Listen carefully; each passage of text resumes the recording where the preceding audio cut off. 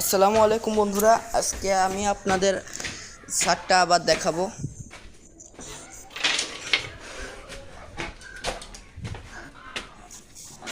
দেখেন অনেকগুলো হাঁসগুলার প্রায় ডিম পাড়ার বয়স হয়ে গেছে। সব কটার গা একদম চকচক করছে। এই দেখেন কয়টা হাঁস পাশে।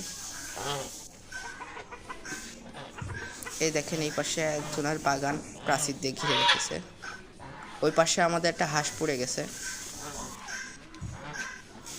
এই দেখেন এই ঘরের ভিতরে এই পাশে যে কিছু হাঁস লুকিয়ে আছে। এই দেখেন এখানে কত কবুতর।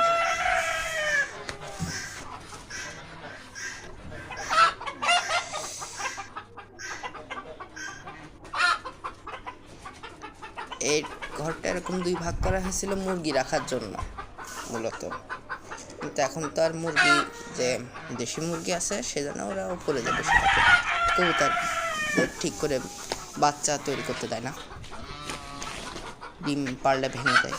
এ দেখেন এই পাশে ঘর বানানো হয়েছে কবুতরের উপরে, ঝুড়ির মধ্যে, কবুতরের ঘরের ঝুড়ির মধ্যে যে মুরগিতে বসে আছে তাওয়া দিচ্ছে।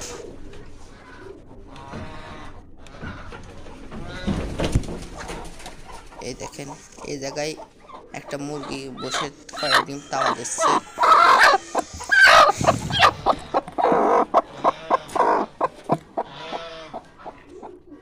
এই পাশে দেখেন কয়টা কবুতর আছে।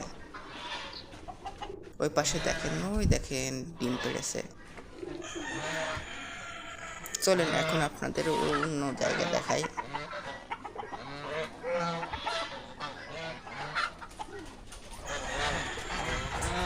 এই পাশে একটা ডাউন ছাদ আছে আমাদের। এই ছাদের ওপর দুইটা ছোট ছোট ঘর আছে।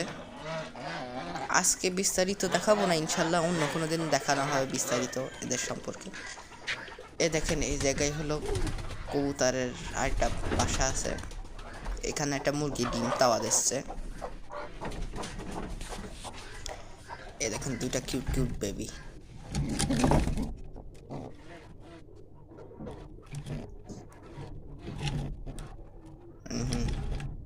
দেখেন কি করে আমার উপর হামলা করলো।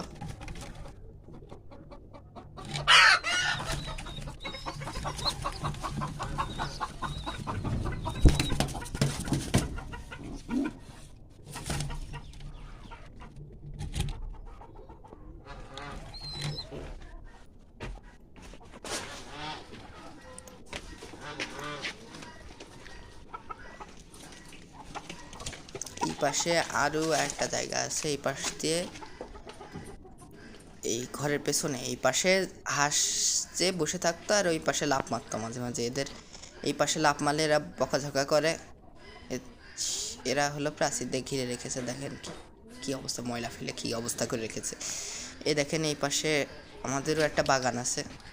ওই দেখেন পানি ছেড়ে দিয়ে রেখেছি, আস্তে আস্তে পানি পড়ছে। কিছুক্ষণ পরে ইনশাল্লাহ বন্ধ করে দেবো। এই দেখেন নিচে দেখেন দেখেন দেখেন এই জায়গায় কয়টা কবুতর বসে আছে। দুইটা দুইটা ভালো করে দেখা যাচ্ছে নাকি? হ্যাঁ, এবার মনে হয় দেখা যাচ্ছে দুইটা কবুতর এই জায়গায় বসে বসে সময় কাটাচ্ছে। এই দেখেন নিচে নোংরা অবস্থা, ইনশাল্লাহ কোনো একদিন পরিষ্কার করে ফেলবো। এই দেখেন বেড়া দিয়ে একটা নির্দিষ্ট এরিয়া, আমাদের বাগানের একটা নির্দিষ্ট এরিয়া বন্ধ করে রাখা হয়েছিল হাঁস মুরগির জন্য, তা লাভ হয়নি আর।